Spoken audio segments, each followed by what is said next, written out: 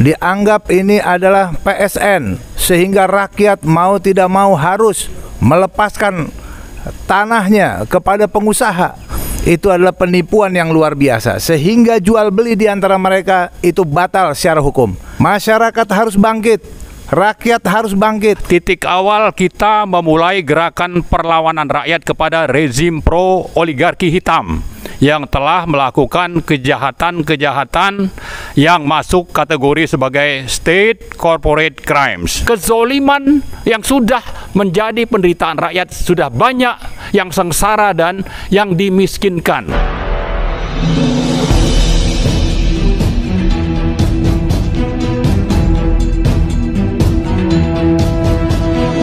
Saya Yani Muhammad, driver online Depok.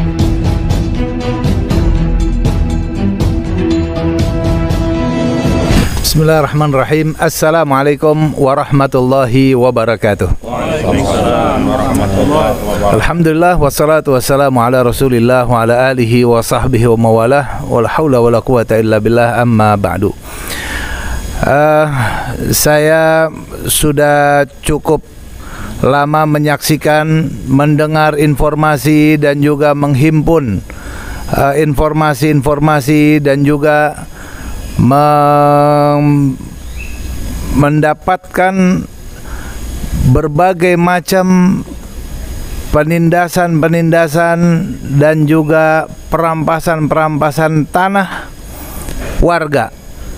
Luar biasa, itu semuanya kita lihat ada yang masuk pada ranah penipuan, sehingga jual beli yang atas dasar penipuan dianggap ini adalah PSN, sehingga rakyat mau tidak mau harus melepaskan tanahnya kepada pengusaha, padahal itu bukan bagian daripada proyek strategis nasional. Itu adalah penipuan yang luar biasa, sehingga jual beli di antara mereka itu batal secara hukum, dan itu tidak boleh dibiarkan. Itu penipuan. Proyek ini adalah proyek penipuan yang menindas rakyat. Dan ini sudah merupakan sebagai seperti penjajahan gaya baru. Ini tidak bisa untuk kita membiarkan.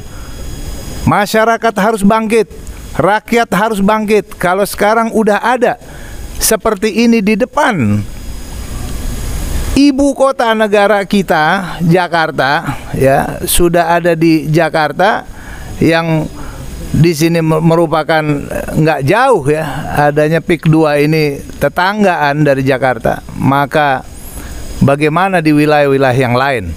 Tentu akan lebih banyak lagi arogansi perampasan tanah rakyat yang didukung oleh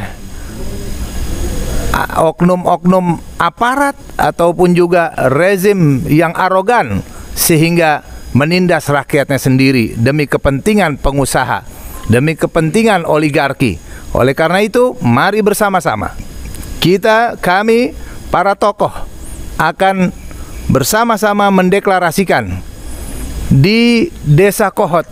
Insyaallah ta'ala sama-sama kita akan deklarasikan gerakan perlawanan terhadap oligarki dan kroni-kroninya. Terima kasih. Hasbunallah wa ni'mal wakil. Assalamualaikum warahmatullahi wabarakatuh. Assalamualaikum warahmatullahi wabarakatuh. Waalaikumsalam warahmatullahi wabarakatuh. Alhamdulillahirabbil alamin. Allahumma shalli ala sayyidina Muhammad. Allahumma shalli alaihi wasallam. Pada kesempatan ini, pertama-tama ingin kami sampaikan bahwa Gerakan Rakyat Anti Oligarki GRAO akan membacakan deklarasi dan tuntutan. Apa maksudnya? Yaitu deklarasi dimulainya gerakan perlawanan rakyat untuk melawan dan menuntut supaya peran oligarki yang telah melakukan state corporate crimes selama ini di Indonesia itu bisa dihilangkan. Jadi Acara besok adalah titik awal kita memulai gerakan perlawanan rakyat kepada rezim pro-oligarki hitam yang telah melakukan kejahatan-kejahatan yang masuk kategori sebagai state corporate crimes. Itu satu hal untuk diingat. Jadi ada deklarasi dan ada tuntutan.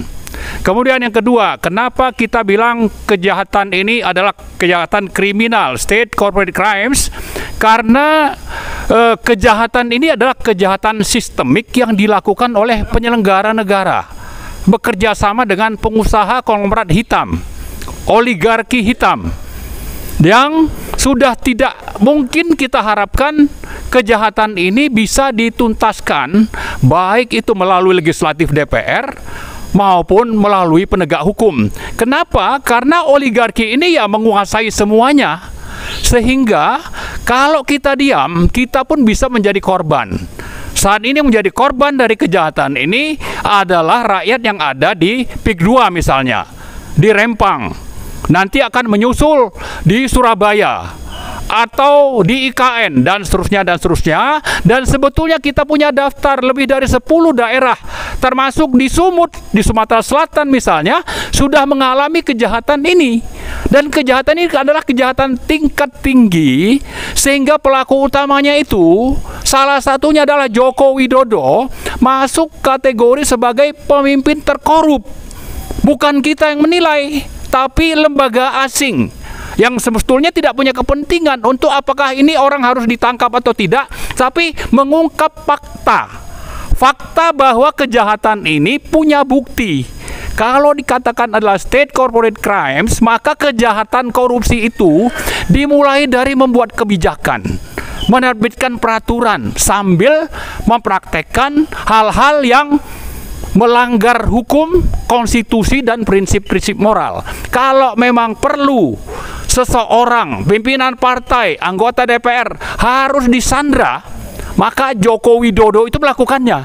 Dan ini didukung oleh para konglomerat hitam yang mendukung supaya agenda-agenda mereka merampas tanah rakyat, menguasai aset-aset sumber daya alam negara, itu bisa berjalan mulus. Jadi kembali saya ingatkan, besok kita memang akan melakukan aksi di Tangerang, Desa Kohot, Kecamatan Paku Haji. Kenapa di sana? Karena kita bisa melihat bukti dari kejahatan tadi. Ada bukti di lapangan. Kami baru pulang dari sana. Kami menemui misalnya puluhan nelayan yang sudah tidak bisa melaut. Kenapa? Karena laut tempat kapal ini akan berlayar lepas pantai, itu lautnya sudah dipatok. Mereka sudah tidak bisa keluar. Nah, di sisi lain mereka tidak punya mata pencaharian.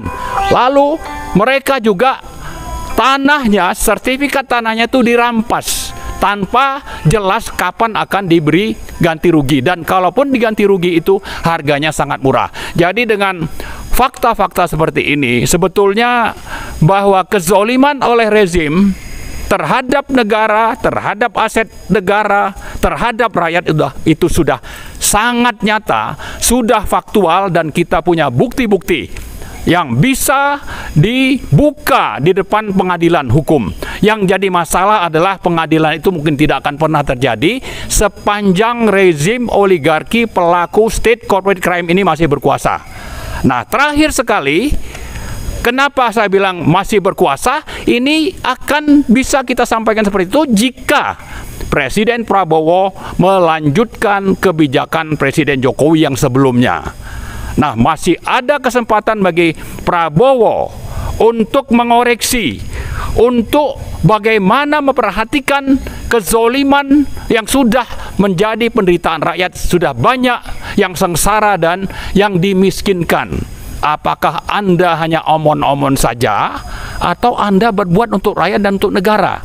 Kita tunggu. Jangan sampai nanti Anda pun digugat dan diturunkan rakyat karena pro-oligarki dan konglomerat hitam. Saya kira itu saja. Mudah-mudahan ini menjadi pengingat bagi kita semua, termasuk kepada seluruh rakyat di Indonesia, bahwa hal yang terjadi di Rempang, yang terjadi di Tangerang, Banten, itu bisa saja terjadi di tempat Anda. Karena itu mari bangkit bersama kami, Gerakan Rakyat Anti Oligarki, dimanapun Anda berada. Mari kita bangkit untuk melawan. Melawan siapa? Melawan rezim oligarki pro konglomerat hitam. Terima kasih. Assalamualaikum warahmatullahi wabarakatuh.